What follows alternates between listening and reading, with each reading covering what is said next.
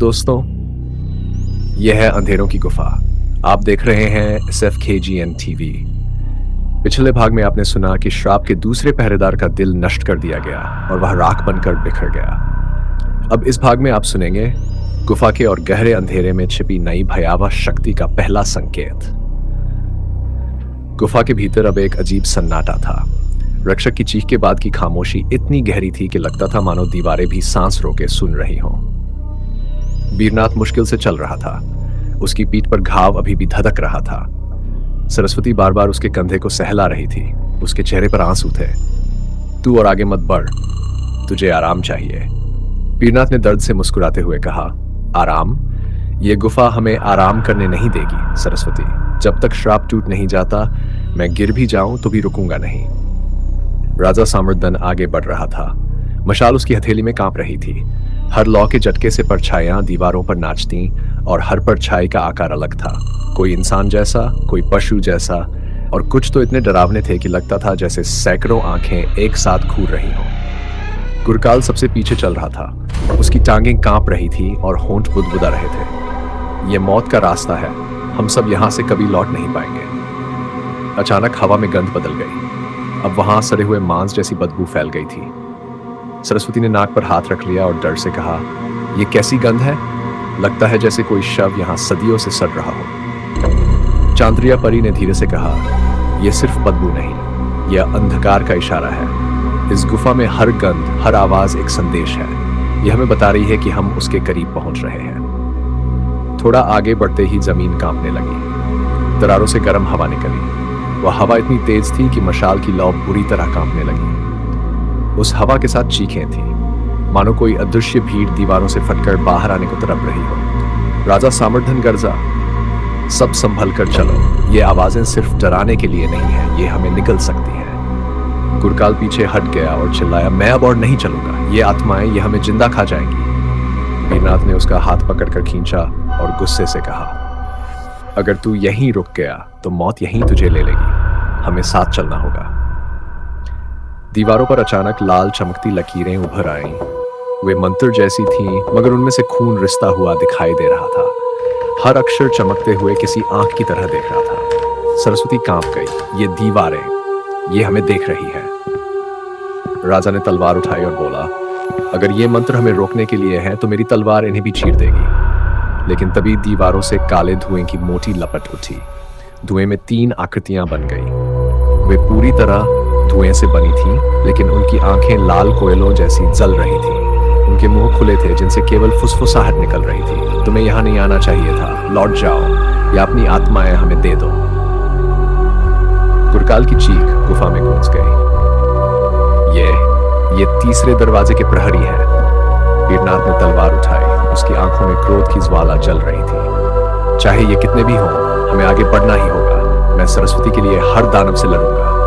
परी ने अपनी छड़ी ऊंची की। नीली रोशनी निकली और थोड़ी देर के लिए धुआं पीछे हटा, लेकिन आकृतियां फिर और बड़ी हो गई। सरस्वती ने डर से वीरनाथ का हाथ और कसकर पकड़ लिया। ये हमसे नहीं डर रहे, ये हमें घेर रहे हैं। और सचमुच तीनों आकृतियां धीरे धीरे फैलने लगीं। उनका धुआं जमीन, दीवार और छत से मिलकर पूरे मार्ग को ढकने लगा। अब कहीं भागने की जगह नहीं बची थी। राजा सामर्दन ने तलवार आकाश में घुमाई और गर्जा, तो यही जगह हमारी जंग होगी। गुफा का मार्ग अब किसी दुस्वप्न जैसा लग रहा था। चारों तरफ इतना काला धुआं भर चुका था कि मशाल की लौ भी दबकर कांप रही थी। हवा में नमी और सड़े हुए मांस जैसी गंध खुली थी। दीवारों पर लाल लकीरें जलती और उनमें से खून जैसा तरल टपकता। हर लकीर जैसे किसी आंख की तरह चमकती और देखती। वीरनाथ ने चारों ओर देखा। उसके माथे पर पसीना था, लेकिन तलवार उसकी पकड़ में मजबूत थी। यह गुफा हमें डराने की कोशिश कर रही है, लेकिन हमें रुकना नहीं है। सरस्वती ने उसका हाथ थाम लिया। उसकी उंगलियां कांप रही थीं। यह हमें निगल लेगी वीरनाथ, ये धुआं जिंदा है। इतना कहते ही धुएं से 3 आकृतियां बाहर निकली। उनके शरीर धुएं से बने थे, चेहरे स्पष्ट पर, आंखें लाल जलते कोयले जैसी। उनकी फुसफुसाहट हवा को चीरती हुई कानों में गूंज रही थी। लौट जाओ या हमें अपनी आत्माएं दे दो। गुरकाल चिल्लाकर दीवार से टिक गया। नहीं नहीं, ये आत्माएं हमें खा जाएंगी, हम सब बर्बाद हो जाएंगे। राजा सामर्दन ने तलवार उठाई और गर्जा, हम मौत से डरने नहीं आए, हम इसे चीरकर रास्ता बनाएंगे। उसने एक आकृति पर वार किया। तलवार सीने से आर पार चली गई। धुआं चीखता हुआ पीछे हटा, मगर अगले ही पल फिर से जुड़ गया। सरस्वती चीखी। एक आकृति ने उसका हाथ पकड़ लिया था। उसकी नसों में ठंडी आग उतरने लगी। बचाओ, ये मुझे खींच रहा है। वीरनाथ की आंखों में आग जल उठी। उसने सरस्वती का हाथ पकड़ा, पूरी ताकत से खींचा और गरज कर कहा, तुझे कोई नहीं छीन सकता सरस्वती। जब तक मेरी सांसें हैं, मैं तुझे इस अंधेरे में गिरने नहीं दूंगा। उसकी तलवार हवा में चमकी और आकृति का हाथ काट दिया। धुआं दर्द से कराहता हुआ पीछे हट गया। सरस्वती कांपते हुए वीरनाथ से लिपट गई। तेरे बिना मैं कुछ नहीं, तेरे साथ ही जिंदा हूं। राजा सामर्धन ने देखा कि जहां तलवार लगी थी वहां नीली चमक उठी। इन्हें चोट पहुंचाई जा सकती है, हमें बार बार वार करना होगा। दूसरी आकृति ने गुरकाल पर झपट्टा मारा। उसका धुआं उसका गला पकड़ने ही वाला था कि परी की छड़ी से नीली किरण निकली। पीछे हटो। धुएं का हाथ पीछे हट गया, मगर परी थककर घुटनों पर झुक गई। मैं इन्हें ज्यादा देर तक नहीं रोक सकती, ये श्राप की जंजीरें हैं। तीनों आकृतियां एक साथ चीखी। उनकी आवाज इतनी भयानक थी कि गुफा की छत से बड़े पत्थर गिर लगे। वीरनाथ ने सरस्वती को पीछे किया और तलवार दोनों हाथों से पकड़ी।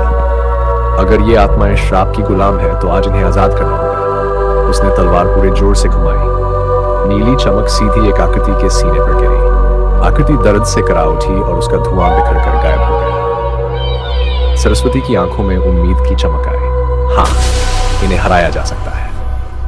लेकिन बाकी दो आकृतियां और बड़ी हो गई। अब उनके शरीर से सिर्फ धुआं नहीं बल्कि आग की लपटें भी उठ रही थी। राजा सामर्धन ने तलवार हवा में घुमाई और दहाड़ते हुए बोला, तो अब हमारी असली जंग शुरू होगी। गुफा की दीवारें चीखों से गूंज रही थीं। दो धुएं की आकृतियां अब और भी भयानक हो चुकी थीं।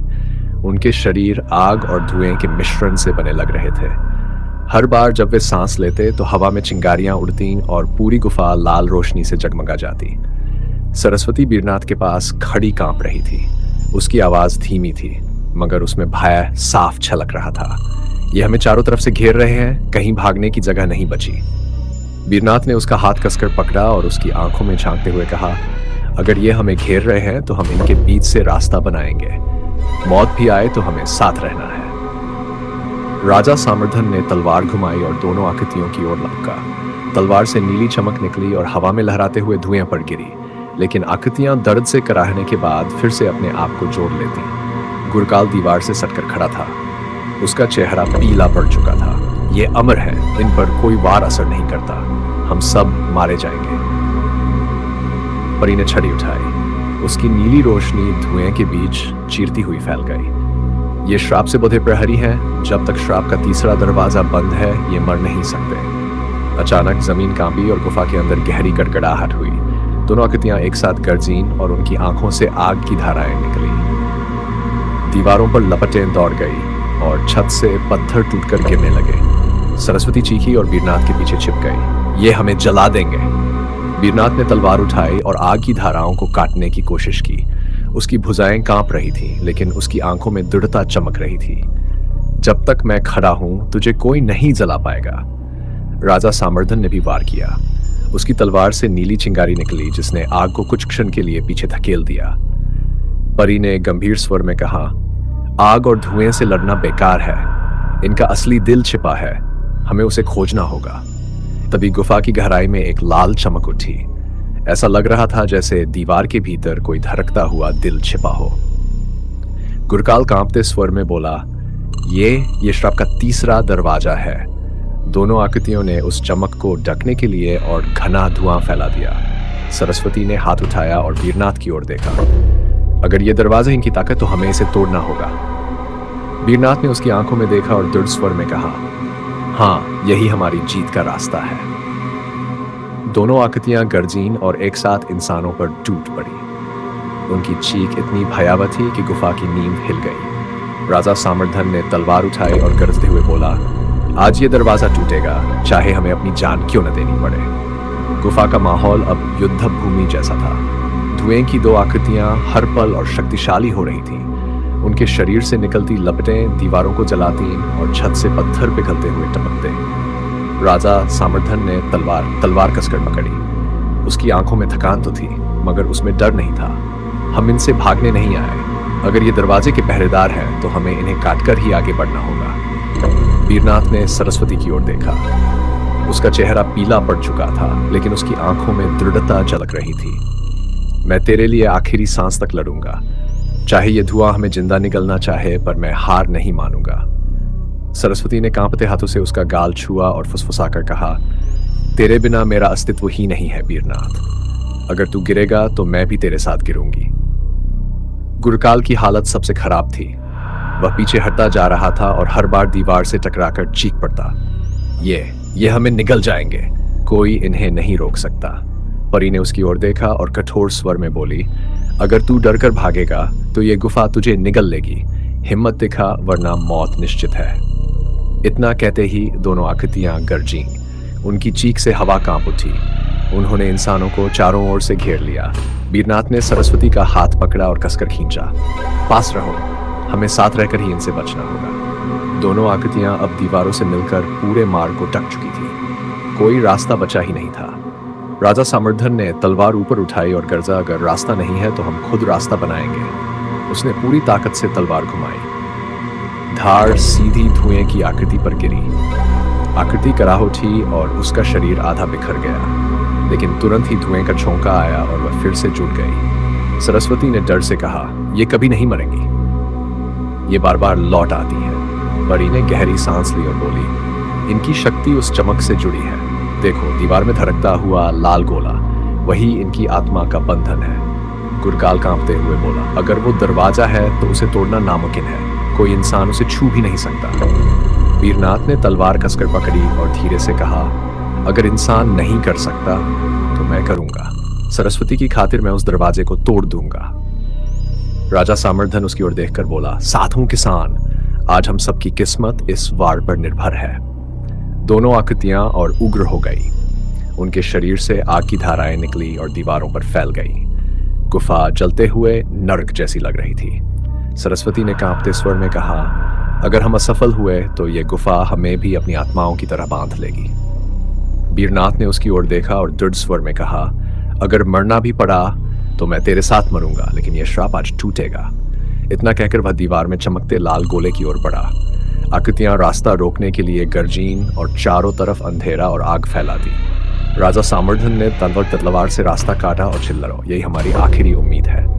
गुफा अब नर्क का रूप ले चुकी थी। दीवारों से बहता हुआ खून, जलते पत्थरों की गंध और हवा में आत्माओं की चीखें। दो धुएं की आकृतियां अब और भी विशाल हो गई थीं। उनके शरीर से लपटें उठती और मार्ग को पूरी तरह बंद कर देती। वीरनाथ ने तलवार कसकर पकड़ी। उसकी पीठ पर घाव अब भी धधक रहा था, मगर उसकी आंखों में केवल आग थी। अगर यह दरवाजा उनकी ताकत है तो मैं इसे तोड़ दूंगा। सरस्वती ने कांपते हुए उसका हाथ पकड़ा। अगर तू वहां गया तो शायद लौट न पाए। यह दरवाजा मौत का द्वार है। वीरनाथ ने उसकी आंखों में देखा और दृढ़ स्वर में बोला, तेरे बिना मेरी जिंदगी का कोई अर्थ नहीं। अगर ये श्राप तोड़ना पड़े तो मैं अपनी जान भी दे दूंगा।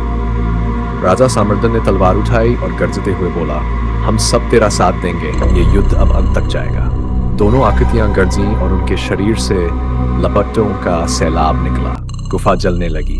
परी ने छड़ी ऊंची की, नीली रोशनी फैल गई और आग कुछ क्षण के लिए थम गई। जल्दी करो, यही मौका है। वीरनाथ ने तलवार उठाई और दीवार की ओर भागा।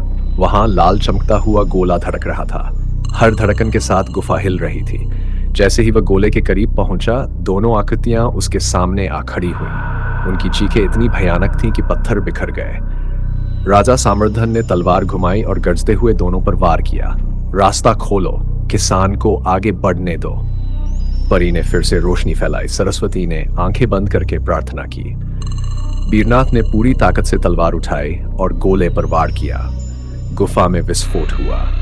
नीली और लाल रोशनी पूरे मार्ग में फैल गई।